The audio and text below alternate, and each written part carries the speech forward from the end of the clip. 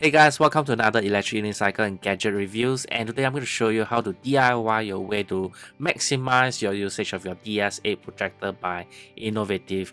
As you can see, I've used the DS8 as an extra monitor. How I do it, simply go to Art Friend and buy this bus stop stand at $19.90 promotional price, and you can use this bus stop stand to grip onto a white screen. I use it to grip a white cardboard to use it as a screen. And after that, project your DS8 projector onto the screen and set your projector settings to auto keystone so that you have a very nice aligned monitor screen. And of course, connect to HDMI to your desktop to have a nice secondary monitor for your computer.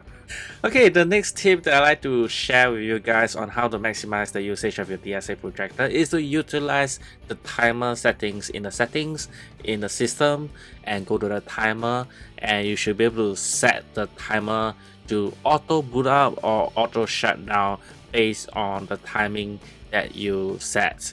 For example, the boot functions, you can turn it on and then set the boot time to maybe the time that you want to wake up, for example.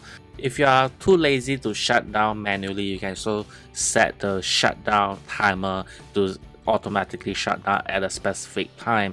And if there's no action performed, you automatically shut down the DS8 projector automatically. By the time you set to maybe 7 a.m. to wake up, you can also set it to switch on automatically.